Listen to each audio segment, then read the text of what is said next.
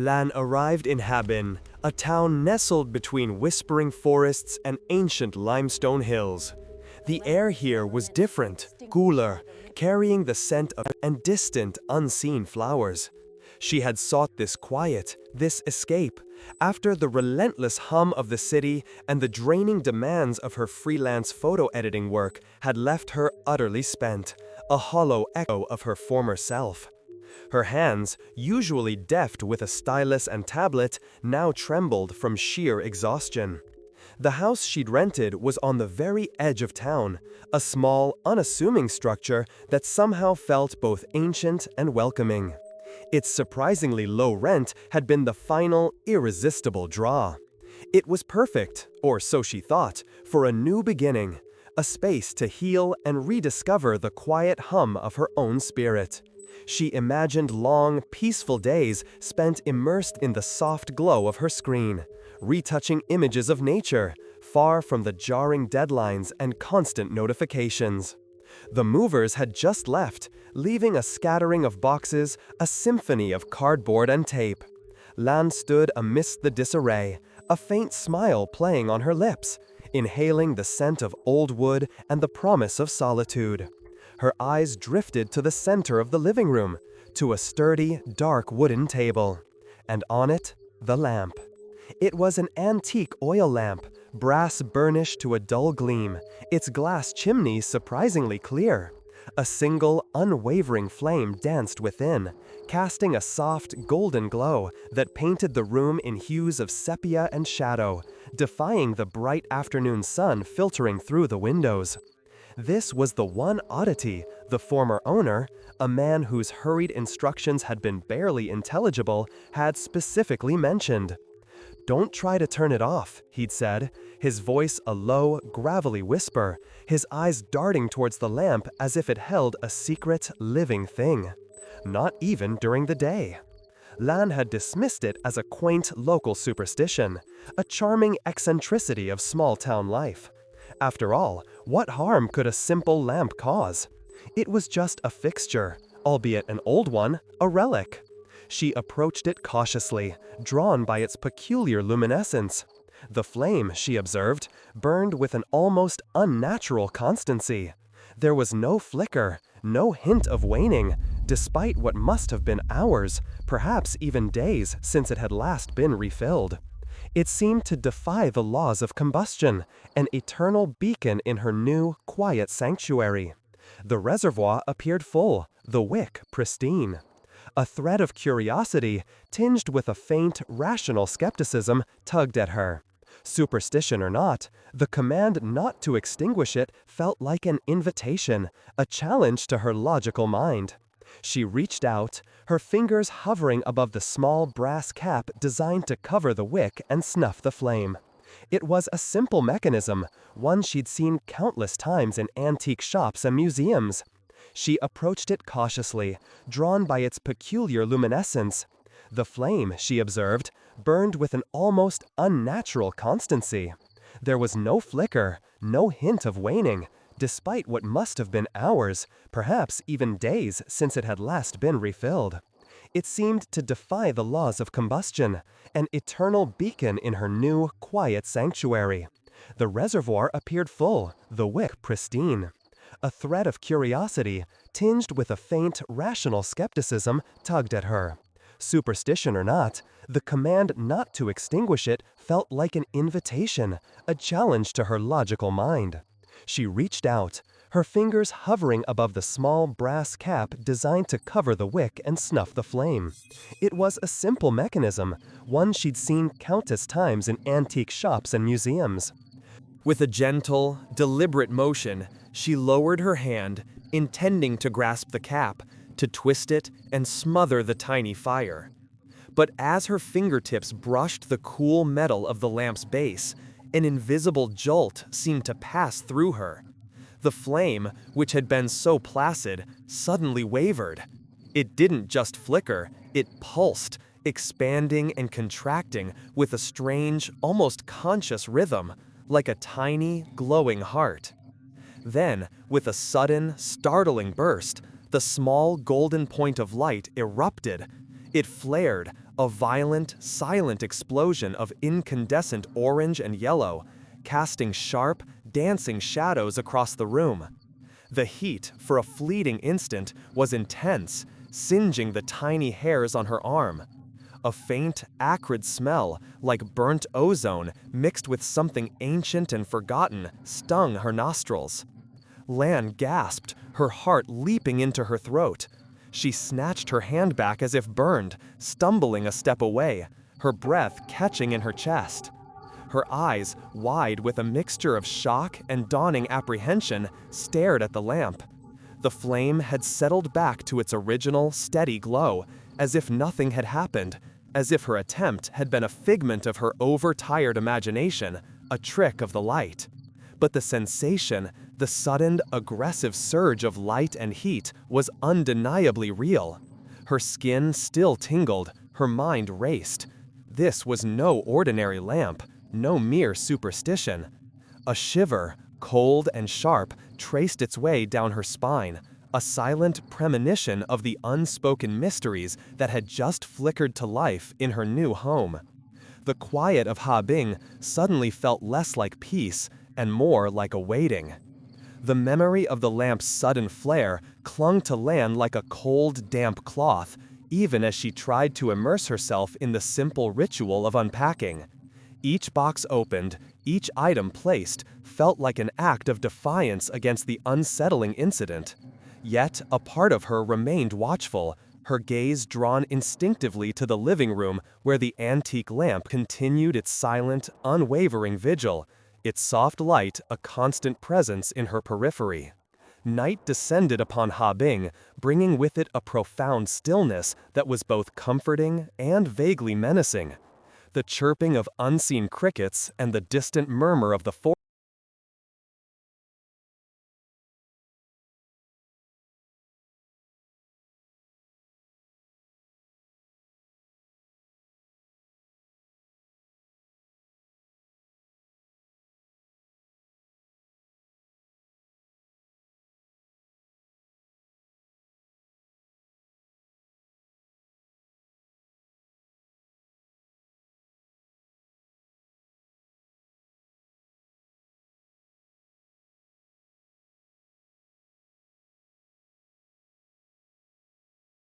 forest became the soundtrack to her first night in the new house. Lan found herself lying awake long after she'd turned off. It was unmistakably inside the house, moving with an eerie, unhurried pace. Her heart began to pound, a frantic drum against her ribs. Every muscle in her body tensed, her breath catching in her throat. She strained her ears, trying to discern the source, to rationalize it. The house settling? A stray animal? No, the cadence was too regular, too human-like. Slowly, cautiously, she pushed herself up, her bare feet meeting the cool wood of the floorboards. The darkness of her bedroom felt suddenly oppressive, watchful. Driven by a mix of fear and an urgent need to understand, Lan crept out of her room, her movements as silent as a shadow. She moved down the short hallway, her eyes fixed on the sliver of light emanating from the living room. The persistent glow of the oil lamp, her unwitting sentinel, was the only illumination in the dark house. Its golden hue painted the edges of the doorway, beckoning her forward. As she reached the threshold of the living room, she paused, peering around the doorframe. The oil lamp sat on its table, its flame still burning steadily, casting a warm, buttery light that seemed to pulse with a faint, internal rhythm. The rest of the room was cloaked in the deep, shifting shadows cast by the lone light source. And then she saw it. In the far corner of the room, precisely where the lamp's light ended and the deepest shadows began, there was something. Not a solid figure, not a distinct shape, but rather an absence of light, a darker void within the darkness, standing unervingly still. It was too tall to be a chair, too angular to be a curtain. It had the vague, unsettling suggestion of a human form, slender and elongated, its edges blurring into the surrounding gloom. The air in the room felt heavy, thick with a palpable stillness that was not quite empty. A choked gasp escaped her lips, quickly stifled. Her mind screamed at her to flee, but a morbid fascination, a primal curiosity, held her captive. She stared, unblinking at the shadowy presence, trying to force her eyes to adjust, to make sense of the unsettling vision. Was it a trick of the light, a play of shadows? Or was it truly something, someone, standing there, watching her from the periphery? Her hand, trembling slightly, fumbled for the light switch on the wall beside her. Click! The sudden, harsh glare of the overhead electric light flooded the room, banishing the soft golden glow of the oil lamp into insignificance. Every corner, every surface was instantly illuminated, starkly revealed. But where the shadowy form had stood, there was now only the bare, empty wall, painted in an unforgiving off-white. Nothing. Absolutely nothing. Lan blinked, her eyes darting frantically around the room as if the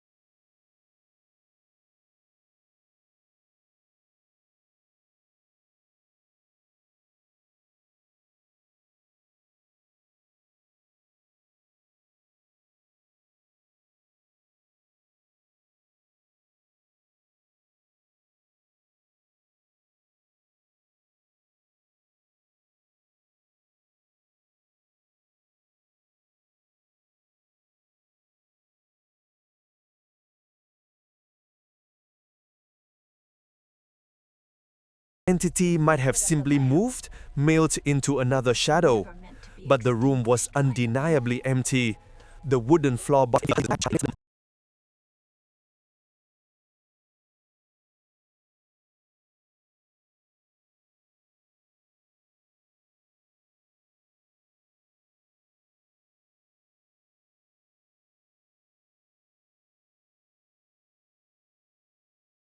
of dread tightened in her stomach.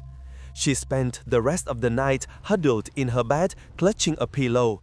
The image of the vanished shadow burned into her mind. The faint, rhythmic tap-tap of footsteps, though no longer audible, seemed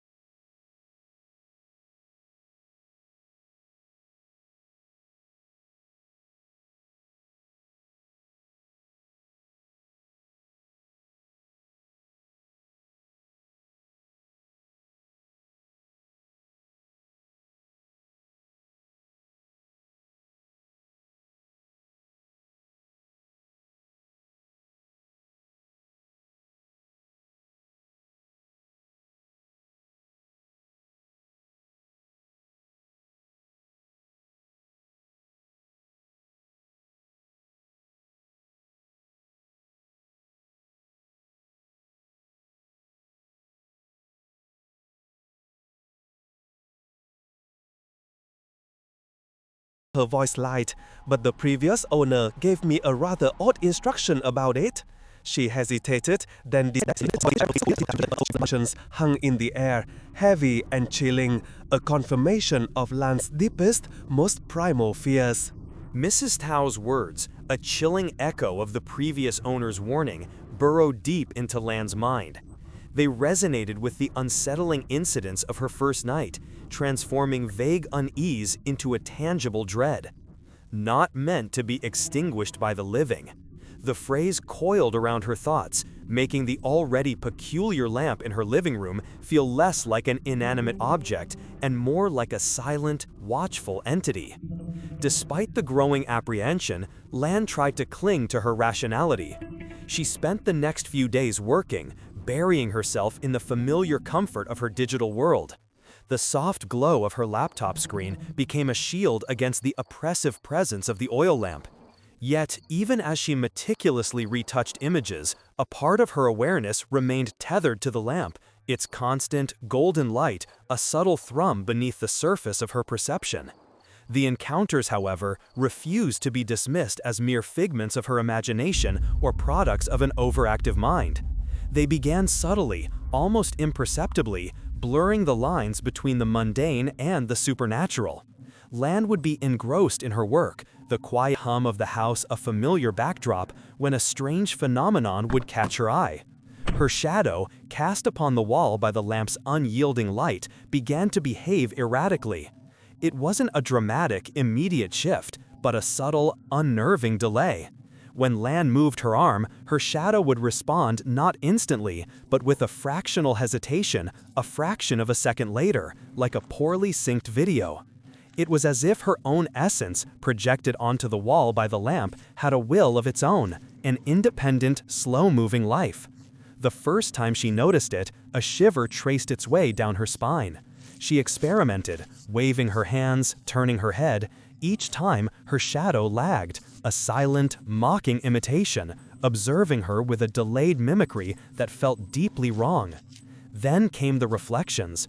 When she sat on the old armchair near the table, reading a book or simply staring into the middle distance, she would occasionally catch a glimpse of something in the polished brass base of the lamp or in the curved glass of its chimney. A fleeting movement, a shape in her peripheral vision. Not her own reflection, but something else.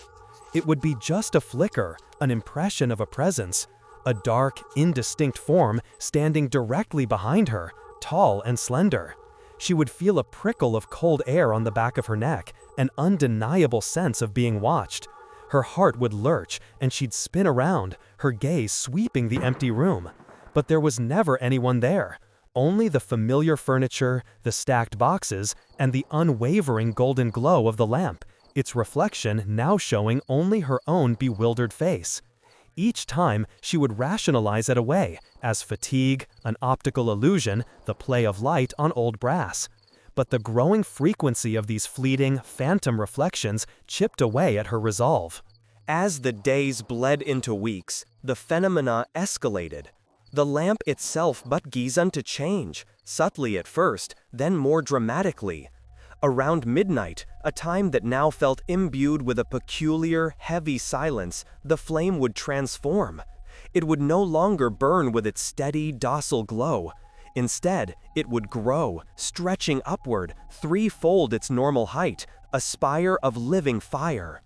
In this heightened state, the flame seemed to possess an intense, almost predatory quality. It wasn't just light, it felt like a concentrated gaze. Lan would often wake from a fitful sleep, drawn by an inexplicable sensation, only to find the towering flame fixed on her, its incandescent heart radiating an unseen, watchful energy. It felt as though something was looking out from within the light, its presence palpable, its gaze unwavering. The room, bathed in this intensified golden light, felt less like her home and more like a stage for an unseen observer.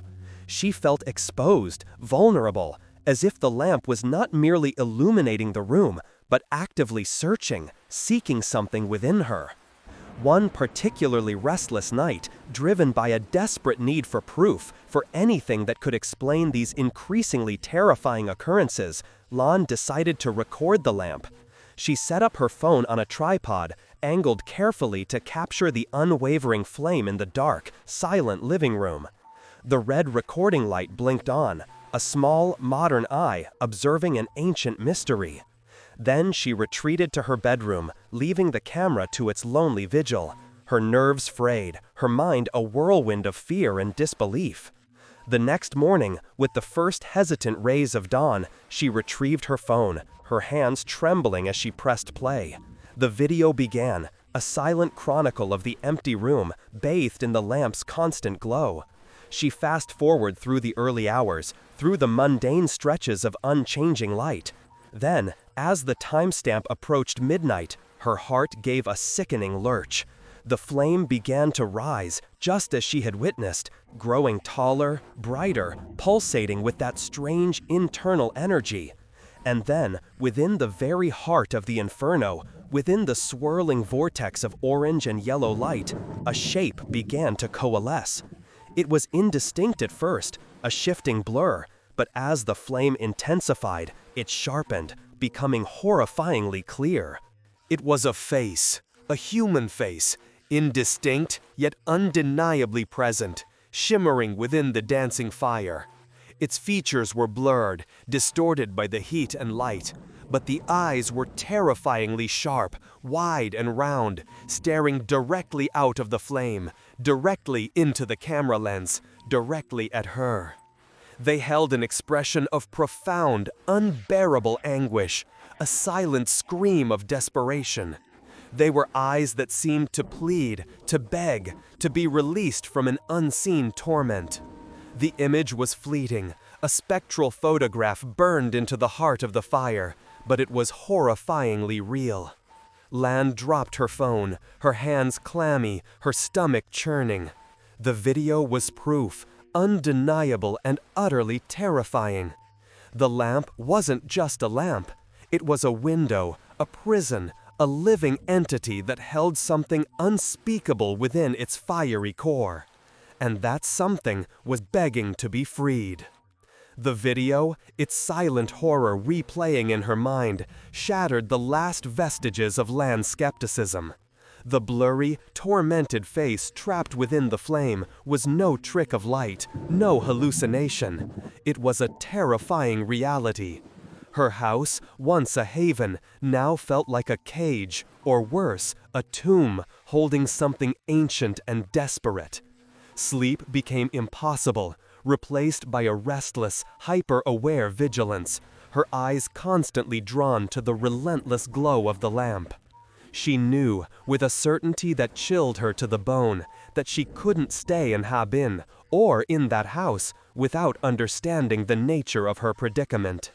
The lamp was a mystery, a living enigma, and she was its unwilling custodian. To leave without answers felt like an abandonment, a handing off of a cursed legacy. The only clue she had was the house itself, and by extension, its previous owner. His name, she recalled from the rental agreement she had barely skimmed in her exhaustion, was Kwa. The same Kwa who, according to Mrs. Tao's hushed warnings, had also been touched by the house's strange aura. Her initial attempts to contact him through the rental agency had been met with vague answers and evasiveness. They claimed he had simply moved on or gone off the grid, their voices hinting at a deeper, unspoken story. Lan decided a more direct approach was needed. She started asking around town, a slow, painstaking process.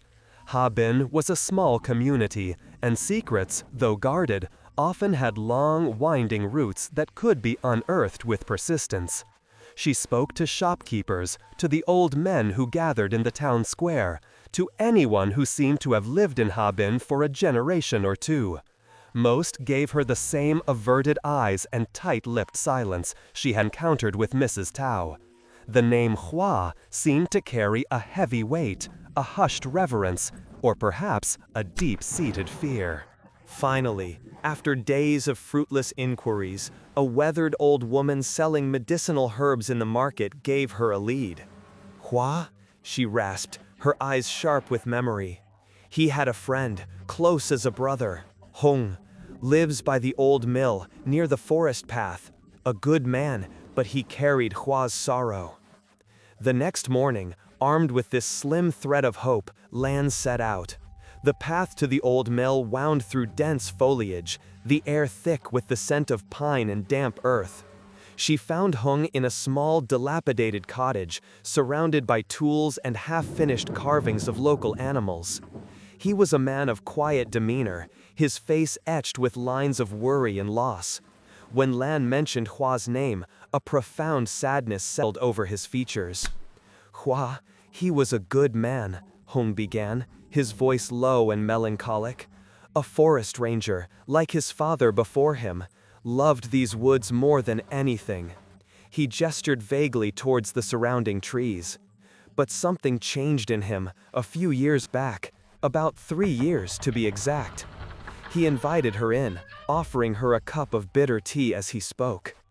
It started when he was on a routine patrol, Hung recounted, his gaze fixed on a distant point, reliving the past. He'd always been a keen observer, knew every rock, every hidden stream. One day, he stumbled upon an old, forgotten cave. Not one of the tourist caves, mind you. This one was hidden, overgrown, like it hadn't been seen in centuries. Hung paused, taking a slow sip of his tea, his eyes troubled. He told me about it, all excited, said there were strange carvings on the walls, symbols he'd never seen before, like an ancient language. And in the very heart of the cave, sitting on a natural pedestal, was a lamp. Lan's breath caught in her throat. She instinctively knew what kind of lamp he meant. He said it looked just like the one you have now, Hung continued, confirming her worst fears. Brass, old glass chimney, burning brightly even in the pitch black of the cave. He felt compelled to take it, said it felt like it was waiting for him. A strange pull, you understand, like it belonged to him. From the moment Hua brought the lamp home, Hung explained, things began to unravel. He couldn't sleep, said he felt constantly watched, not just by the lamp, but from the lamp. He'd talk about a presence, a shadow that moved at the edge of his vision, always just out of reach. Hua became withdrawn, gaunt, his once bright eyes clouded with fear and exhaustion. He'd stare at the lamp for hours, muttering about someone trapped inside, someone trying to get out through the light. The story resonated with a terrifying familiarity. Lan thought of her lagging shadow, the fleeting reflections, the desperate face in the flame. Hua had seen it too, felt it too. He wasn't mad, he was a victim. He became obsessed, Hum continued, his voice heavy with sorrow. He never dared to turn it off, saying it was a gate or a prison. He tried to learn about the carvings, about ancient seals, but no one in town knew anything. He just withered away. Then, 3 years ago, Hua disappeared, vanished without a trace, leaving behind only his house and the unextinguished lamp. Hung had been the one to discover his absence. He'd gone to check on his friend after days of no contact, only to find the house empty, eerily silent, save for the perpetual glow of the oil lamp.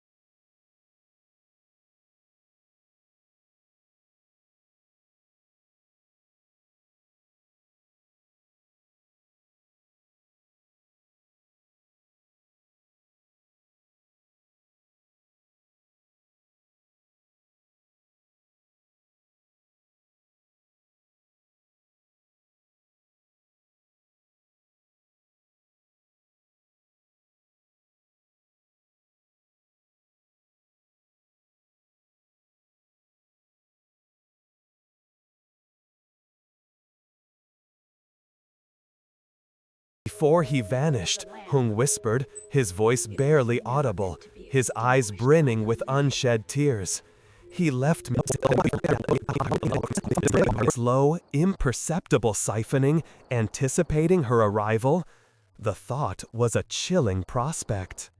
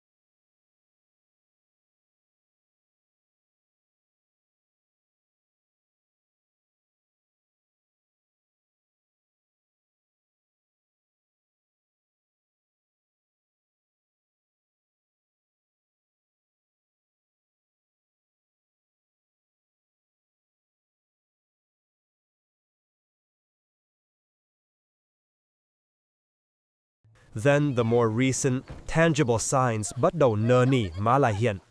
Subtle at first, easily dismissed as stress or a desperate attempt to anchor herself to her own past.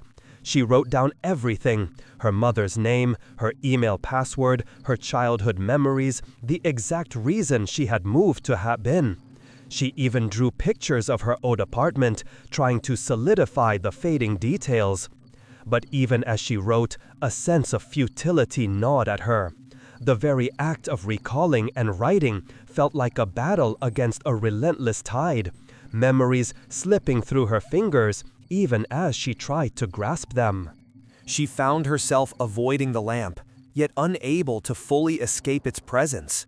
When she was in the living room, she'd turn her back to it, but the light, a constant, peripheral awareness, still invaded her space. She began to speak to herself, whispering names and dates, rehearsing her own life story, trying to outwit the insidious thief. But the fatigue, a deeper, more profound exhaustion than she had ever known, began to set in. It wasn't just physical, it was a mental weariness, a drain on her very spirit from the constant struggle to hold on to herself. The face in the flame, a memory she hadn't forgotten, haunted her nights. Its silent plea now carried a new, terrifying meaning. It wasn't just asking for release, it was a warning, a desperate cry from a fellow victim. The entity fed on memories, on fear, perhaps even on the essence of the soul. And it was slowly, inexorably devouring Lan. One afternoon, a chilling thought struck her as she stared at her blank computer screen, unable to conjure the name of a common photo editing tool. If the lamp kept burning, if the entity continued to feed, what would be left of her? A hollow shell? An empty vessel? A body with no past, no identity? Just like Kwa, who had simply vanished, leaving behind only his house and the unextinguished lamp, a silent witness to his undoing. The reality was stark, terrifyingly clear. She was living with a parasitic entity, tethered to it by an ancient, fragile seal. Her memories were its fuel, her fear its nourishment. And the more it consumed, the stronger it became, and the dimmer the light of her own consciousness grew. The lamp wasn't just a threat, it was a countdown, a slow, agonizing erasure of who she was. She had to fight back, but how could one fight an unseen enemy that fed on the very fabric of her being? An enemy that was contained, yet ever present, in the heart of an unextinguishable flame. The thought brought a fresh wave of panic, a delicious feast for the ever-burning light. The creeping void in Lan's mind became an unbearable agony. Each lost memory was a visceral wound, a piece of her soul chipped away by an unseen force. She lived in a constant state of hyper-awareness, clutching her journal like a lifeline, frantically scribbling down details as they surfaced, terrified they would vanish again. The oil lamp, once a curious antique, was now a malevolent presence, its unwavering light a symbol of her accelerating erasure. Its golden glow, which once seemed comforting, now felt predatory, its warmth an illusion masking a chilling hunger. The creeping void in Lan's mind became an unbearable agony. Each lost memory was a visceral wound, a piece of her soul chipped away by an unseen force. She lived in a constant state of hyper-awareness, clutching her journal like a lifeline, frantically scribbling down details as they surfaced, terrified they would vanish again. The oil lamp, once a curious antique, was now a malevolent presence, its unwavering light a symbol of her accelerating erasure. Its golden glow, which once seemed comforting, now felt predatory, its warmth an illusion masking a chilling hunger. The creeping void in Lan's mind became an unbearable agony. Each lost memory was a visceral wound, a piece of her soul chipped away by an unseen force. She lived in a constant state of hyper-awareness, clutching her journal like a lifeline, frantically scribbling down details as they surfaced, terrified they would vanish again. The oil lamp, once a curious antique, was now a malevolent presence, its unwavering light a symbol of her accelerating erasure. Its golden glow, which once seemed comforting, now felt predatory, its warmth an illusion masking a chilling hunger. One evening, as a fierce storm began to brew over Habin, mirroring the tempest within her, Lan noticed a subtle yet profound change in the lamp. The flame, usually so robust and steady, flickered. Not in the aggressive, defiant surge she had witnessed on her first night, but a slow, weary dance, a hesitant waning. It was smaller, dimmer, a pale imitation of its former self. A cold dread, far deeper than any fear she had yet experienced, seized her. The oil reservoir, she realized with a jolt, was nearly empty. Panic flared, a burning alarm in her chest. She had been so consumed by the loss of her memories, by the struggle to retain her identity, that she had neglected the most fundamental need of the lamp, the oil. It was running out, and if it ran out, Kwa's warning, Hung's somber recitation, echoed in her mind. If it goes out, what's inside will come out. She scrambled, her movements jerky with terror, searching the house. There had to be more oil, somewhere. She ripped open cabinets, emptied drawers, her hands fumbling blindly. But there was nothing, not a single drop. She remembered vaguely buying a small bottle of lamp oil when she first arrived, thinking it a quaint touch, a useful backup. She must have used it up, or, perhaps, in her memory-addled state, she had simply forgotten to buy more. As the last vestiges of oil pooled at the bottom of the reservoir, the flame dwindled further, shrinking to a fragile, blue-tinged thread of light. The face within the flame, which had been a blurry, anguished specter, now became horrifyingly clear. It was no longer a plea, but a contorted mask of anticipation, its features sharpening, its eyes, wide and unnervingly human, fixed on her with an expression of triumphant hunger. The lines around its mouth seemed to stretch, almost into a smile, a silent, chilling acknowledgement of its impending freedom. The house began to react, as if the very structure shared the lamp's suffering. A low, guttural rumble started deep within the foundations, a tremor that vibrated through the floorboards and up her legs. The old wooden beams groaned, a symphony of distressed timber. Dust, dislodged from unseen crevices, began to fall like ghostly snow. Then the walls. Dark, viscous streaks began to appear on the pristine white plaster, like shadows bleeding into existence. They snaked and writhed, resembling scratch marks, as if something immense and clawed was trying to tear its way out from within the very fabric of the house. The temperature in the room plummeted, the air becoming icy and heavy, pressing down on her lungs. The scent of ozone returned, stronger this time, mingled with something metallic and acrid, the smell of ancient malice. Lan's heart pounded, a desperate, frantic drum. "No, not now!" she cried aloud, her voice raw with terror, though there was no one to hear. She had to find oil, immediately. Her mind raced, a jumble of panicked thoughts. The general store, it might have some. It was a long shot, but it was her only hope. She grabbed her keys, her movements clumsy, her fingers numb with cold and fear. The wind howled outside, a banshee's wail, and rain lashed against the windows, blurring the world outside into a watery, indistinguishable mess. She fumbled with the lock, threw open the front door, and plunged into the maelstrom.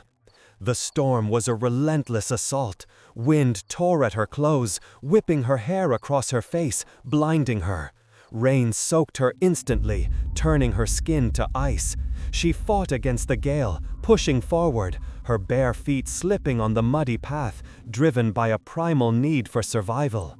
The lights of the town, usually a comforting constellation, seemed distant, hazy through the torrential downpour. Each step was a battle, each breath a struggle against the crushing force of the elements. She reached the town square, a desolate, waterlogged expanse. The general store, its familiar wooden facade usually radiating a welcoming glow, was a dark, silent silhouette. Its doors were locked, windows shuttered tight against the storm. The neighboring shops were the same. The pharmacy, the small hardware store, even the local pub, all eerily dark, their signs swinging mournfully in the wind. No one would be open on a night like this. No one would be out. She was utterly, terrifyingly alone. Despair, cold and absolute, washed over her. She slumped against the closed door of the general store, gasping.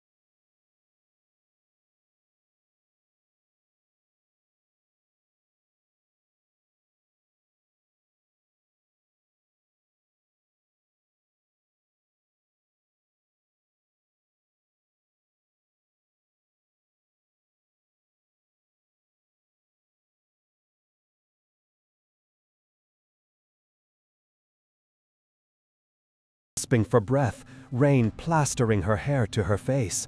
There was no oil. There was no escape. She was trapped.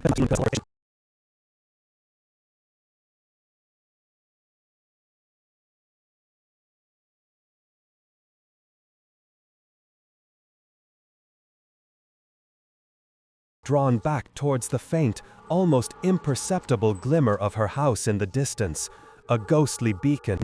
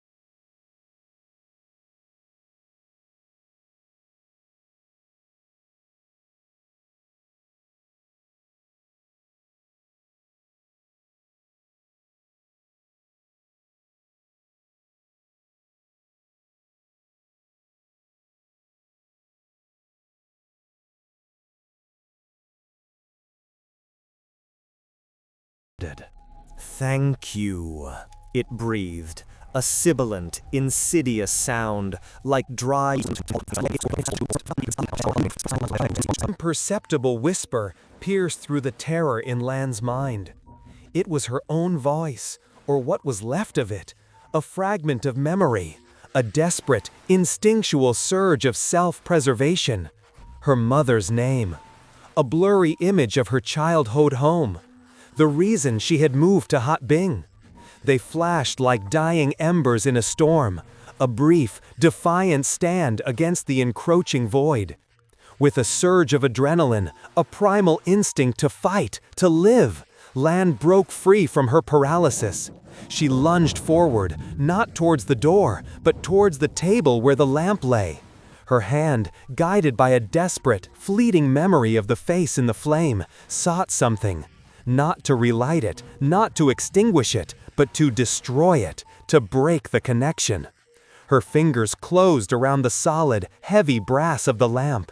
With a strength born of pure terror and a surge of fight, she lifted it, her muscles screaming with the effort. The shadowy entity hissed, a sound like grinding stone, its glowing eyes flaring with fury. It lunged, its impossibly long arm reaching, its claws inches from her face. But Lan was faster, driven by a desperate, final resolve. With a guttural scream, a primal roar of defiance that ripped from her throat, she brought the heavy brass lamp down with all her might. Crash! The sound was deafening, splintering the silence, a chaotic symphony of shattering glass and buckling metal.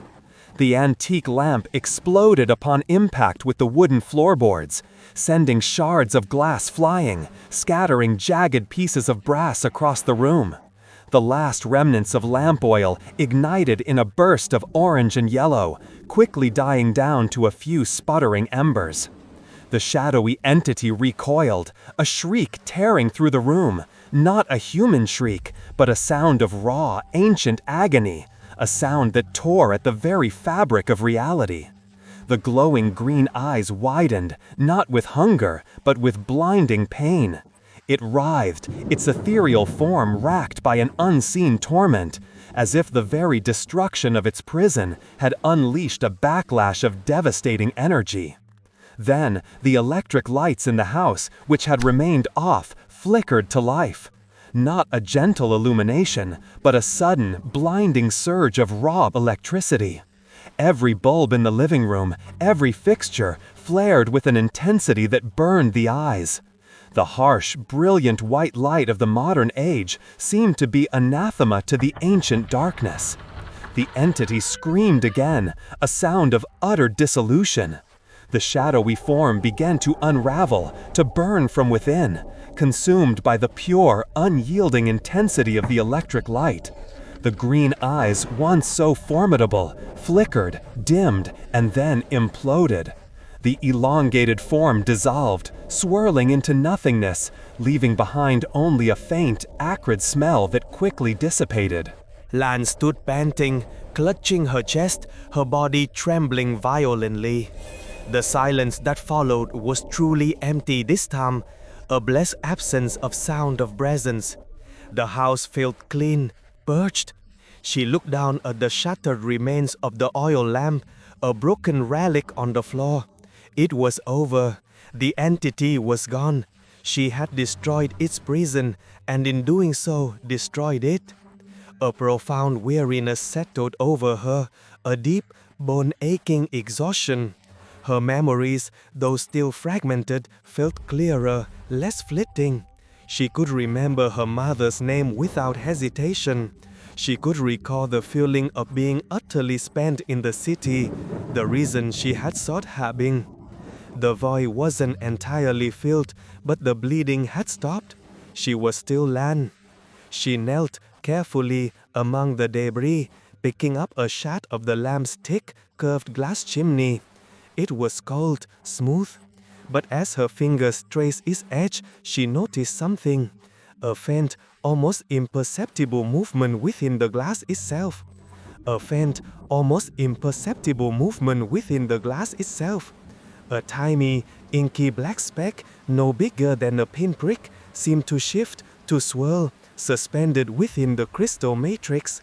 It was a minuscule, unblinking eye, and it was watching her. It was moving.